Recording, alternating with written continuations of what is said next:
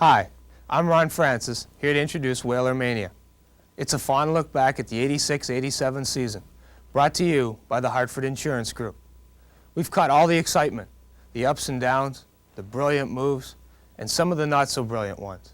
Everything that made this a season to celebrate. For all of us, it was a year filled with great satisfaction. For individual players, the team, and we hope the fans. And it's all here for you to relive, right from the opening night face-off to the overtime in Game 6.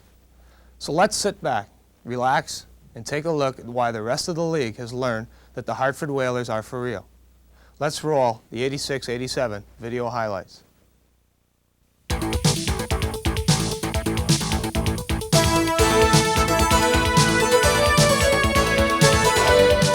Welcome to the world of Hartford Whalers hockey, something we call WHALERMANIA.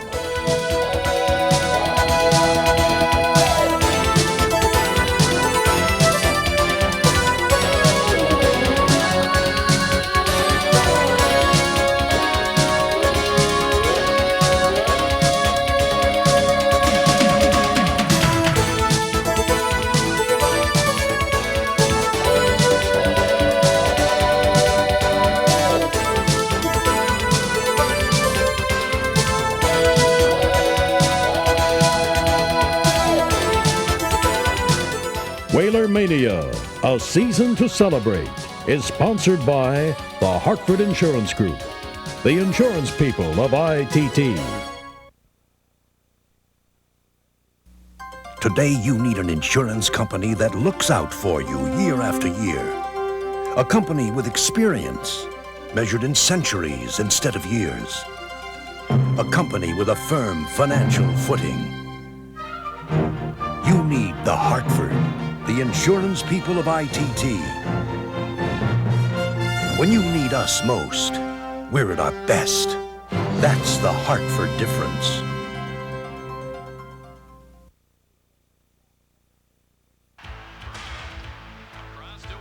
When the 1986-87 National Hockey League regular season started, the fans and media geared up for another year in the Adams Division. The always formidable conference foes, the Boston Bruins, Buffalo Sabres, Quebec Nordiques, and defending Stanley Cup champion Montreal Canadiens looked as tough as ever. No one knew what the season would be like. Were the Whalers just lucky in the 1986 Stanley Cup playoffs when they swept Adams Division champion Quebec in the opening round? Was it luck when the pesky Whalers took Montreal to overtime of the seventh and decisive game of the 1986 Division Finals? At the end of this regular season, it was obvious that the Whalers' third NHL Stanley Cup playoff appearance last year was no fluke. The Whalers were once again one of the league's most improved teams. This season, the team jumped from 11th place in the overall standings all the way to 4th. At the same time, the club won its first ever Adams Division Championship. In all the preseason polls, most of the so-called hockey experts picked the Whalers to finish no higher than third in the Adams Division.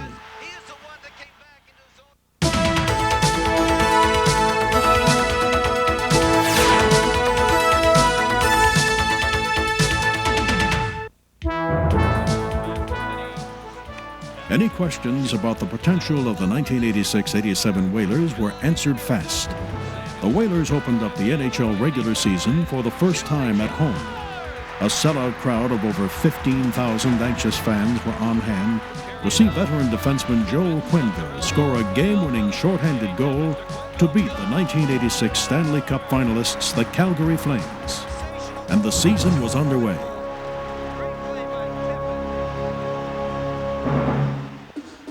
For the first time in the Whalers' NHL history, they contended for first place in the Black and Blue Adams Division from the start of the season, all the way through the last regular season game.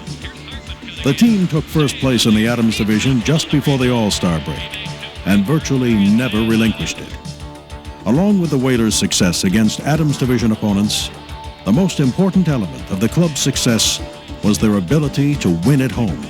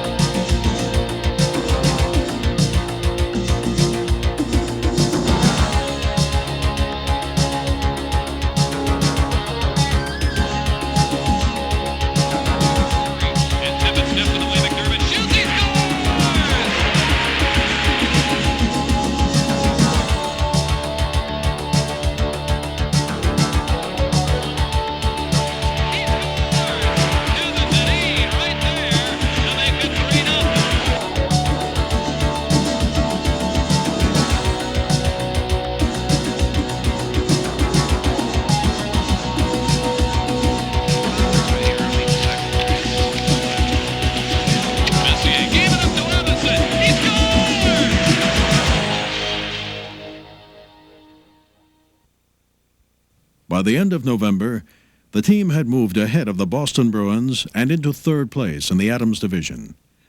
On November 29th, the Whalers faced the biggest challenge of their young season when they traveled to the Montreal Forum to play the defending Stanley Cup champions.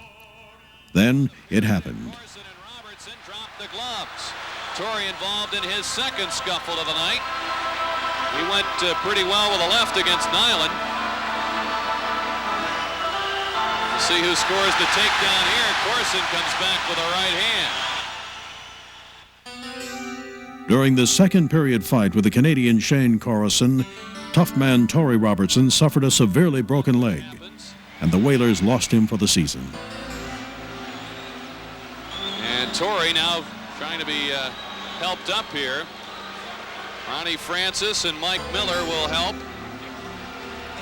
And they're trying to keep the weight off his left leg as he'll be helped off to the dressing room. However, losing Robertson spurred the team on to rally from a 5-3 deficit, scoring 4 third-period goals to win. Final score, Whalers 7, Montreal 5. It bounces to Anderson. Denis shot, he scores! His shot deflects. There's a skate in front. Anderson, or pardon me, Lawless trying for another one. Gavin in front shoots a save. Lawless scores! Lawless scores at 34 seconds. 2 goals in 15 seconds to tie the game. Whalers control the draw. Babbage gives it to Anderson. He'll take the shot. They score! Denis tipped it in. And the Whalers are in front 6-5. And Babbage steals the pass. Quickly ahead to Denis. 2-on-1 with Anderson. Reed is back. Denis shoots. Scores! 7-5. What a comeback. What a great shot by Kevin Denis. Through the early going of the 80-game regular season, excitement was the trademark. The Whalers managed to win big, game after game.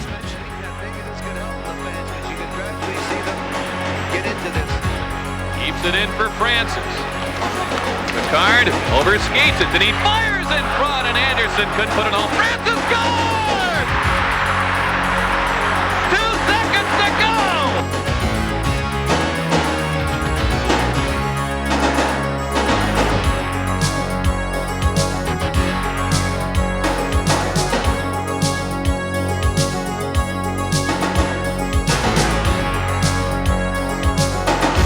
In mid-December, the Whalers took sole possession of first place in the Adams Division, despite injuries to Robertson and defenseman Joel Quenneville.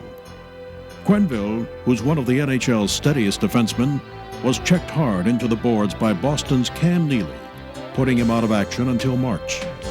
The Whalers also were playing without high-scoring Sylvain Turgeon, but they were contending for first place, and they kept on winning.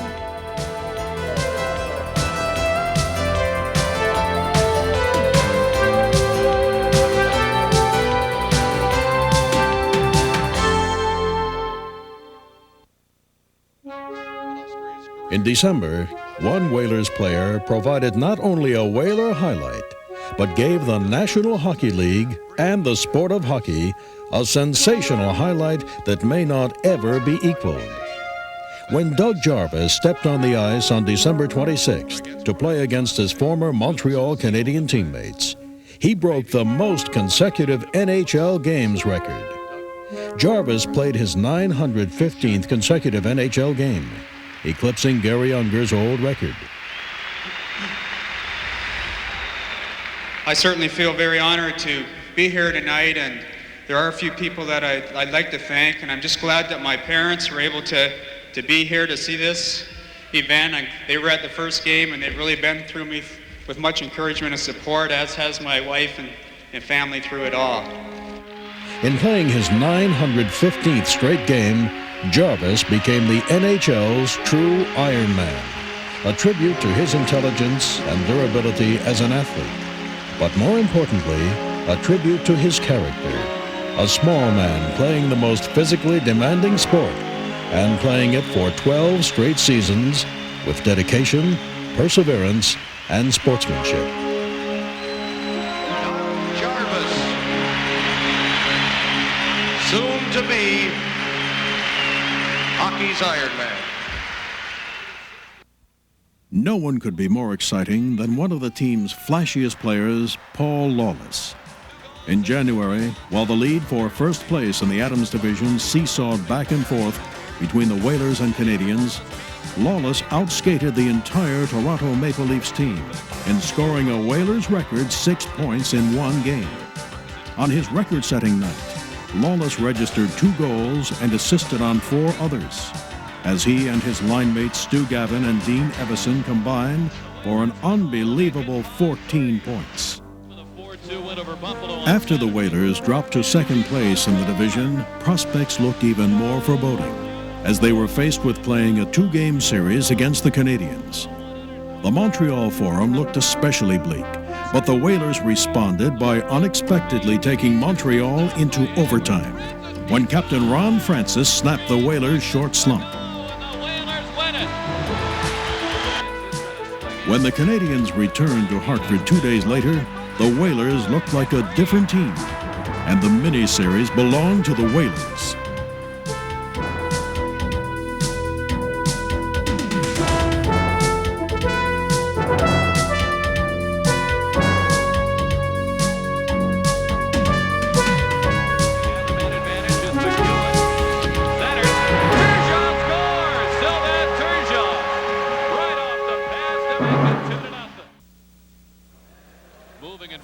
Heading into the second half of the 80-game season, last year's Adams champions, the Quebec Nordiques, were battling the Buffalo Sabres for 4th place in the division.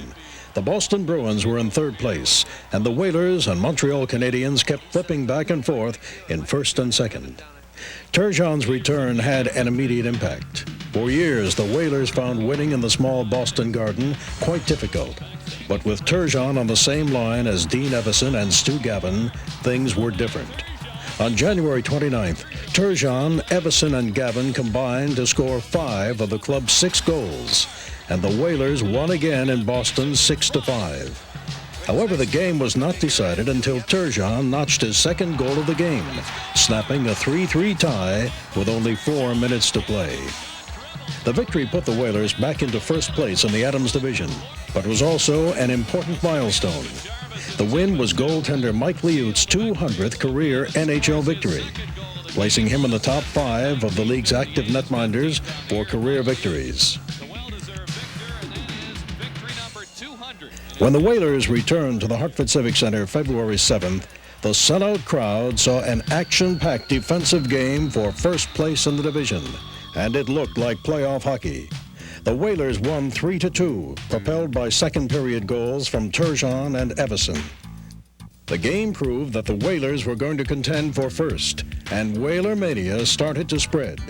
Before the 1986-87 season, the Whalers had never been on top of their division after October.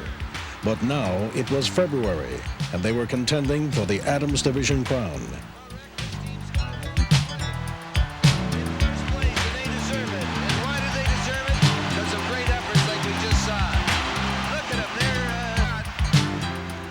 The end of February and the first week of March brought the Whalers a 6-game homestand. The 6 games included 2 against Boston and 1 with the Quebec Nordiques and the powerhouse Philadelphia Flyers. In the first Boston game, Cam Neely scored just 20 seconds into the game to give the Bruins an early lead. Center Ray Ferraro evened the score and then put the Whalers up 2-1 with his 2nd power play goal.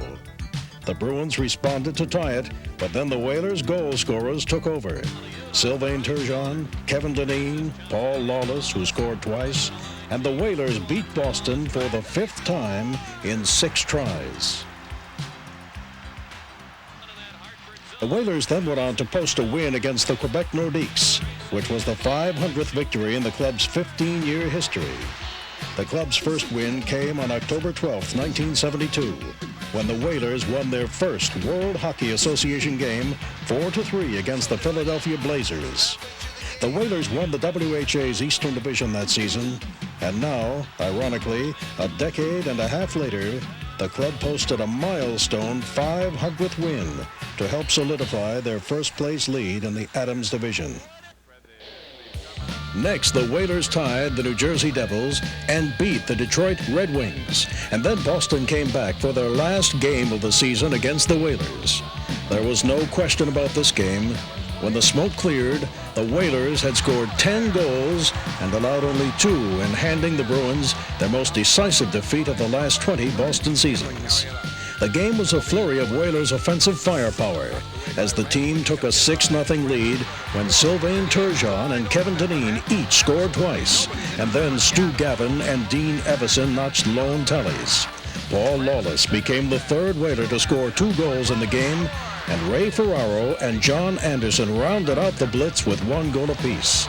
The win meant the Whalers had won their season series against the Bruins for the first time in the club's history, and it was by a resounding margin of 6-2. 2 nights later, the Whalers hosted the Philadelphia Flyers for the last contest of the 6-game homestand.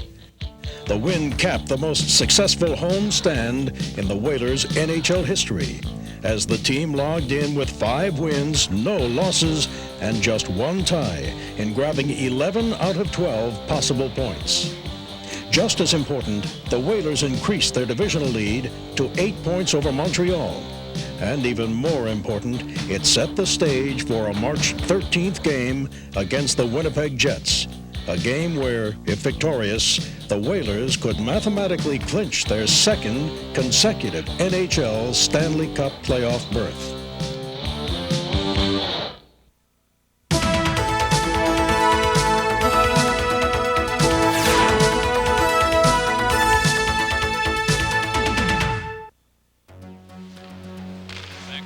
Young stars were now becoming established in Hartford, and slowly other NHL rivals started to pay special attention to the new guys on the block.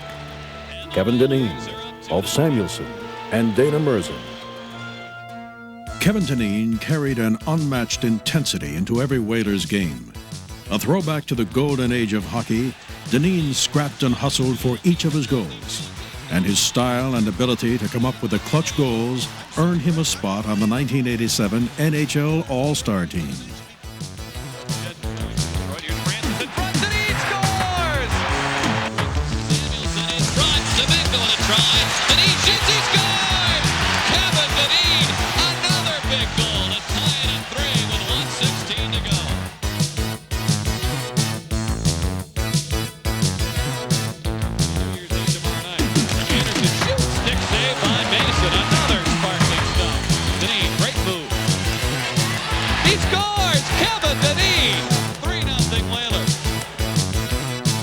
Swedish defenseman Ulf Samuelsson also represented the Whalers at the 1987 NHL All-Star Games against the Soviets.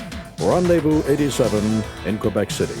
Samuelsson provided strong hockey skills and enthusiasm, and with big, strong Dana Merzen, created one of the most able young defensive pairs in the NHL.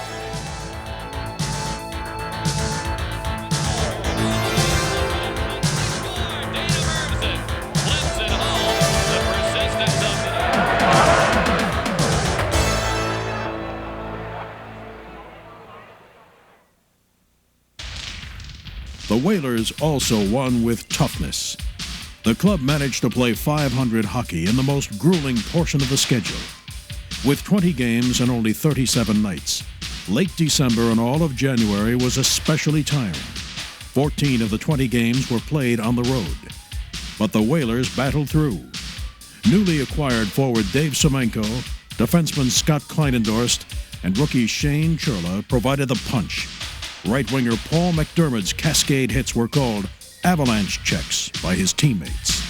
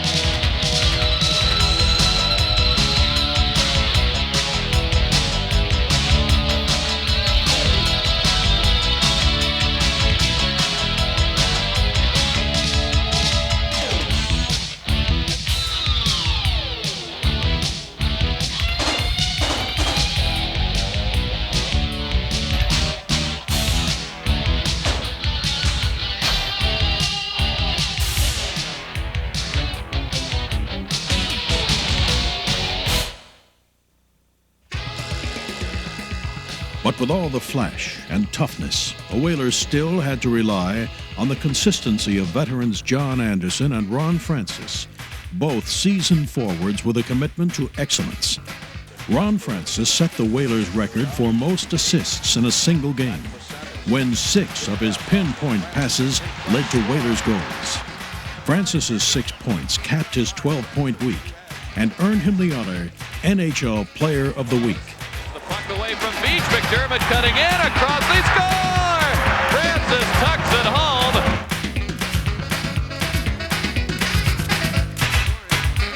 Waited his time, but the goaltender was... And Steppen equal to the task. They score! Ronnie Francis jams it in on the third try. This time can't get around Sorella. Deneen picks it up back to Francis. Ronnie scores! Francis's 150th career goal to Deneen. Evanson shooting. Saved by Level and they score! John Anderson jams in the rebound. Samuelson will drive and it's deflected just by Wilson. Here they score! John Anderson tucks it home.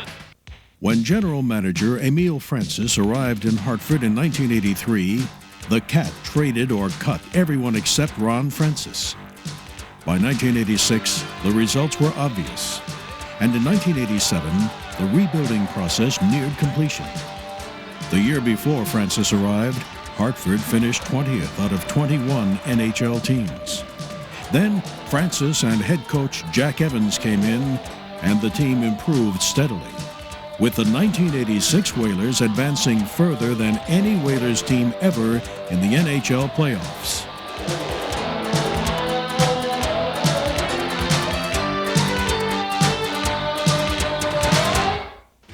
Two of those key trades created the goaltending tandem of Mike Liut and Steve Weeks.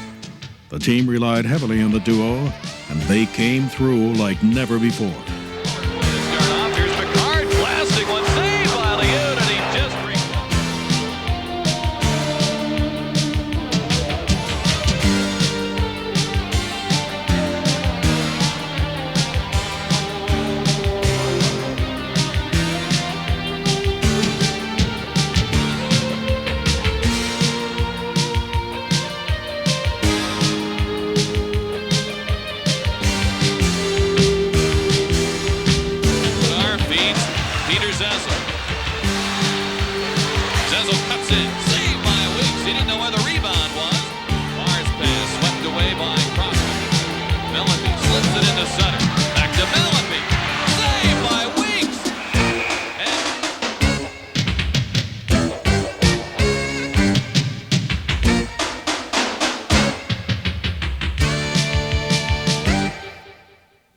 High-scoring Sylvain Turgeon, who had returned from a nagging stomach injury that kept him out of the Whalers' first 39 games, showed his talent as the Whalers continued their quest for a first-place finish in the division. Turgeon had only one speed, and it was fast, extremely fast. Turgeon shoots, scores! Turgeon with a shot. Ferraro was looking to tip it in. In any case, it's 1-0 Hartford.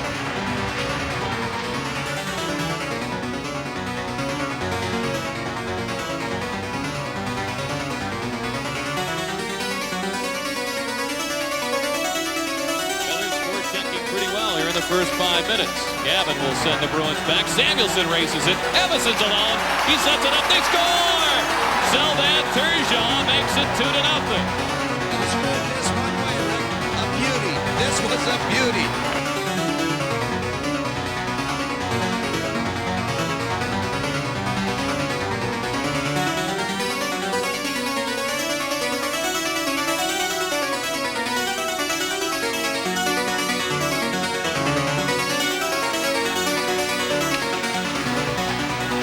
Mikko Makela.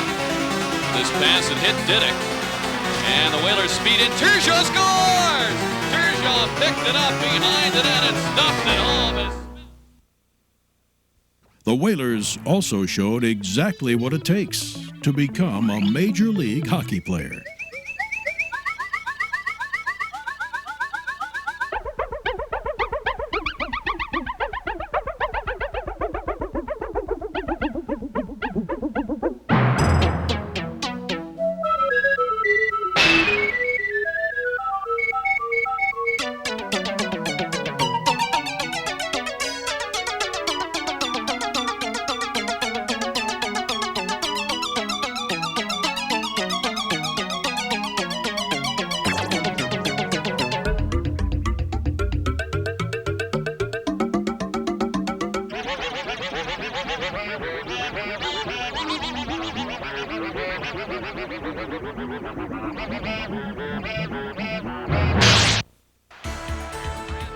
Luckily, things settled down, and the Whalers clinched an NHL Stanley Cup playoff berth earlier than ever before, with a victory over the Winnipeg Jets on March 13th.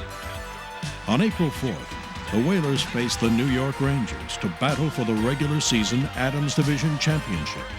A victory would mean the Whalers would win the division for the first time since joining the NHL.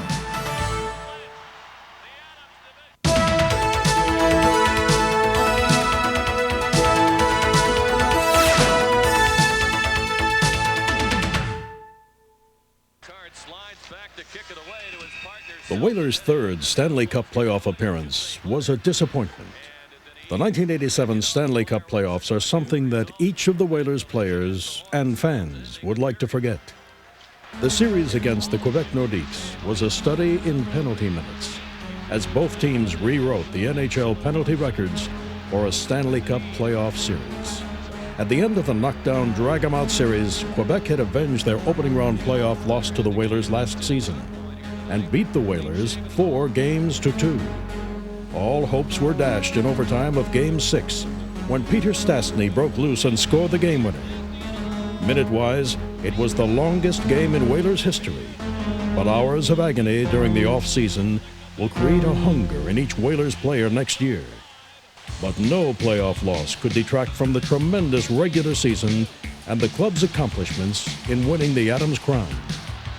The record speaks for itself. The 86-87 Hartford Whalers accomplished more than any previous Whalers team has since joining the NHL in 1979. And they brought the city of Hartford its first divisional title. The Whalers won the Adams Division Championship. Next season, when the Whalers open a new campaign, a new effort, there will be an addition to the Hartford Civic Center Coliseum. Flapping from the rafters will be a new silk banner. The banner's letters will read, Hartford Whalers, 1986-87 Adams Division Champions. But it will say a lot more. To the thousands of people who won and lost with the club, the banner will say that the Whalers were a team that worked hard for the championship. A class team showing character and playing with pride and talent to bring the Adams Championship to the great fans of Hartford. The club set all home attendance records as the regular season combined with the playoffs attendance passed 600,000 people for the first time in the club's history. The average crowd was 14,230 people, very close to capacity. Including the 3 playoff games, a total of 19 home games sold out. The strong outpouring of support from Hartford fans was called WHALERMANIA, and the Hartford Civic Center Coliseum became a very tough arena for the visiting NHL teams.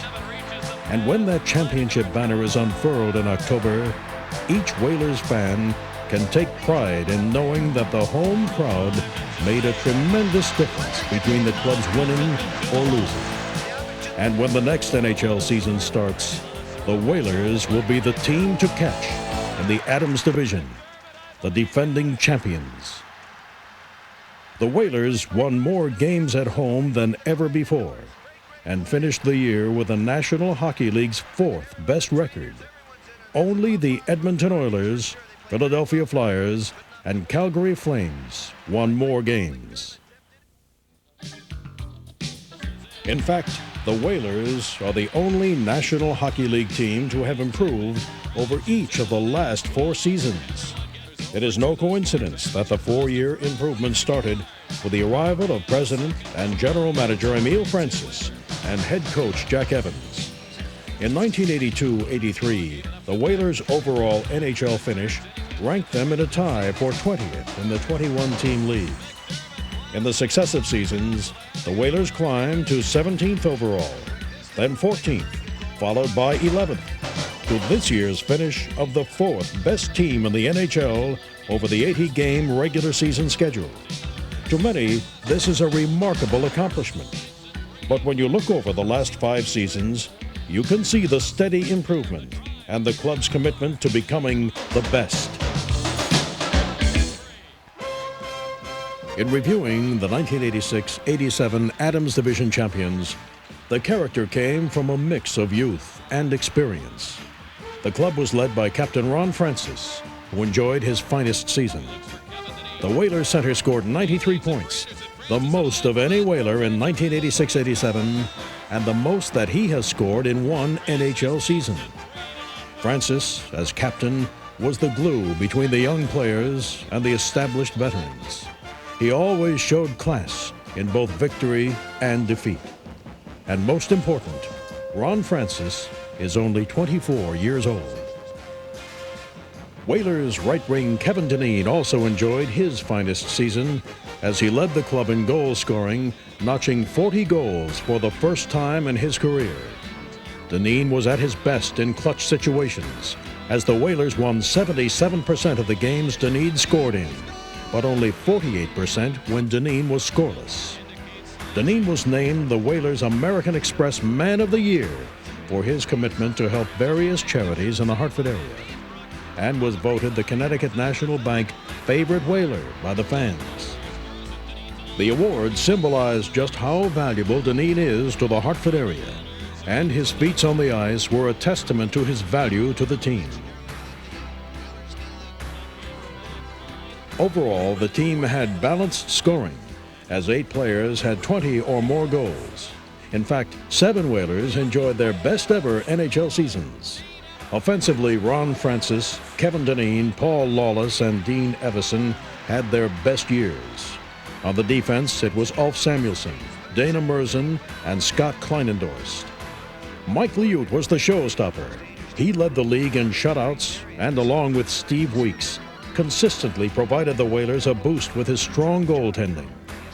Liut was voted the Whalers Booster Club MVP, and, in a vote of his teammates, the player's most valuable player. Liut won his 200th NHL game when the Whalers beat the Bruins 6-3 in Boston on January 29th. No divisional championship team would be complete without strong goaltending, and Mike Liut and Steve Weeks provided it. If the NHL schedule was changed to 12 months of hockey, the first player to sign up would be Ulf Samuelsson. Full of youthful exuberance that stems from his love for the game, Samuelsson played each game like it was his last. He led the team with a +29, which meant he was usually on the ice when the Whalers scored. Samuelsson won the Budweiser Most Valuable Whalers Defenseman, and along with Dineen, was selected to the 1987 NHL All-Star Team. Only Philadelphia and Montreal allowed fewer goals than the Whalers in 1986-87. The Whalers' defense is young, and that youth should translate into a defensive nucleus of the future teams. At the end of the season, the defensemen's ages were Sylvain Coty, 21, Ulf Samuelsson, 23, Scott Kleinendorst, 27, Randy Ladouceur and Dave Babich, 26, and Dana Merzen, as the youngest, at only 20 years old. Providing experience on defense were Joel Quenneville, a hard-working, steady defenseman, and Mike McEwen, whose booming slap shot is among the league's best. Despite injuries, Sylvain Turgeon and Paul Lawless had fine years. Turgeon came back after missing almost half the season to average nearly a point per game. Like Turgeon, Lawless averaged close to a point per game with 54 points in only 60 games for his best season ever. Forward John Anderson led the team in scoring goals that put the Whalers ahead. He scored 3 first goals and 9 tiebreakers amongst his 31 goals. Anderson also notched 81 points on the way to becoming a 30-goal scorer for the 5th time in 6 years. Dean Evison, another young center, was named the Whalers' unsung hero. His 59 points were also a career high, and he was one of only 4 Whalers to play in all 80 games. Helping Ron Francis in the leadership department was Dave Tippett, a 4-year veteran who has not missed an NHL game since joining the club after the 1984 Olympics. Tippett excelled when the Whalers were in penalty-killing situations. and led the club with 3 shorthanded goals, only 1 shy of the team's record. Center Ray Ferraro led the team in power play goals with 14 and had a total of 27 goals. Stu Gavin, a right winger, had his second consecutive 20-goal season and led the Whalers in scoring during the playoffs with 6 points in as many games. At the end of the season, Iron Man Doug Jarvis had logged 962 consecutive NHL games. It came as no surprise when Jarvis won the league's Bill Masterton Memorial Trophy. Doug Jarvis personifies the purpose of the Masterton Trophy: perseverance, dedication to hockey, and sportsmanship. The players who made 1986-87 a season to celebrate, and the thousands of fans who created WHALERMANIA will be back next year. And they'll be eager to see if the club can repeat as Adams Division champions and advance even further toward the pinnacle, the Stanley Cup Championship. When you end up 4th overall over an 80-game schedule, that is a very tough chore. A playoff series, you play 4 out of 7. You can win or you can lose in 7 games. But when you have a good enough hockey club to end up where we did over 80 games, that tells you that you have a good team. It takes a lot of character to sustain that. Now what we've got to do is put our minds to the task of performing and winning in the playoffs. And we know when you're good enough over 80, you are sure good enough over 7 or 14 or 27, whatever it takes to win. I hope you enjoyed this look back at the season as much as I did, although there could have been a little more of me in there. And thanks again to the Hartford for sponsoring WHALERMANIA. We'll see you next year when we present a brand new edition.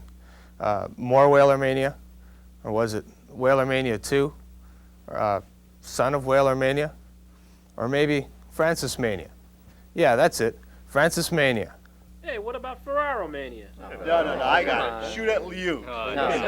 What rhymes with Kleinendorf? No, I like rip it with tip it. That's a real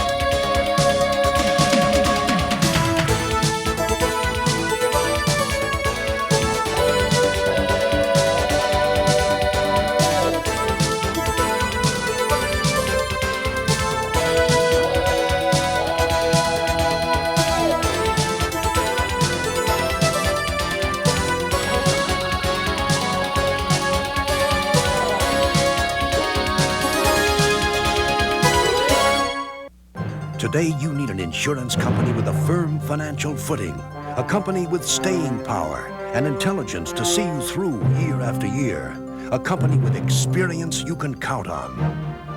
You need the Hartford, the insurance people of ITT. When you need us most, we're at our best. That's the Hartford difference.